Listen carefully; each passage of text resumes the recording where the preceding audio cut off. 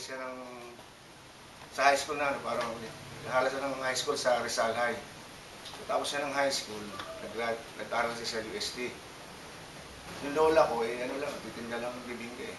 Pumasok siya dun sa, ano ba yun, parasitarian ba yun, na gumagawa sila ng news, makasama siya dun, parang editorial ba tawag doon? Parang ano siya doon, may sweldo. Doon na nakatulong para makatapos siya ng fine arts sa UST. Tapos, nung makagraduate siya, naging ano siya ni Botong eh. Siya ang unang ano noon, katulong niya doon sa mga paintings kasi mga isang dekada tanda niya kaya ano eh. Si Botong Francisco sa tatay ko. Ay, magkakaanak pa sila. Kasi Villalos ang tatay ko eh. Si Botong, Carlos Villalos Francisco siya. Kaya relatives talaga sila.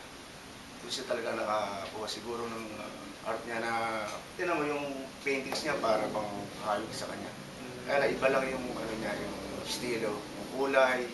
Kasi ang kulay ni Botong, ano eh, medyo mapusyaw. Siya medyo matingkad. So, magawa siya ng sketch na ganyan. Siya yung lahat. Ano title, ano yung sino yung mga director, mga tapos Dalisay, LBN. Nagturo rin siya sa ano eh, sa Letran. Sekretary ng ano eh, Land Reform mga ano. Siya pinaka-art person. Kaya matagal siya sa gobyerno. Nung mag-resign siya, nag-full time siya ano.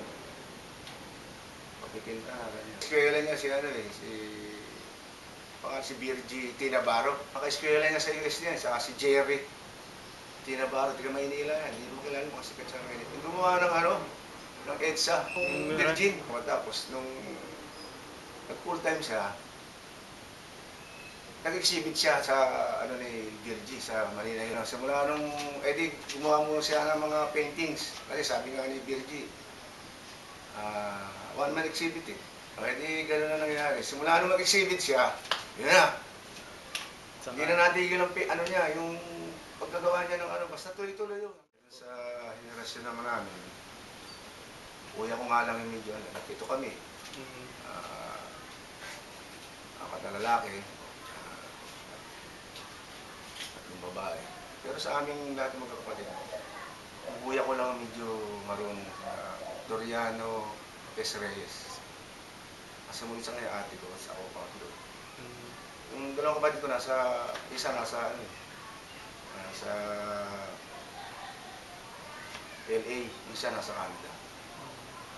Tapos yung puso namin, nasa ano rin, na lalaki, nasa Canada rin kasama ng kapatid ko.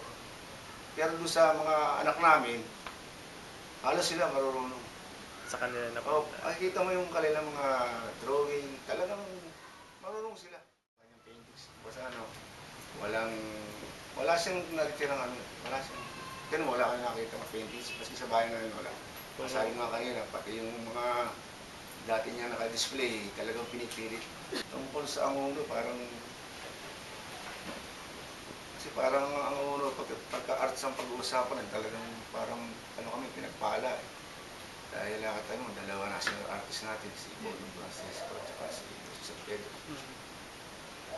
Itong mga kabataan siguro na kung siyempre, through Botong, sumikat si Botong, parang nakay na yung... Tsaka buti kay Botong, marami pa sa amin mga medyo matatanda na magaling magpinta.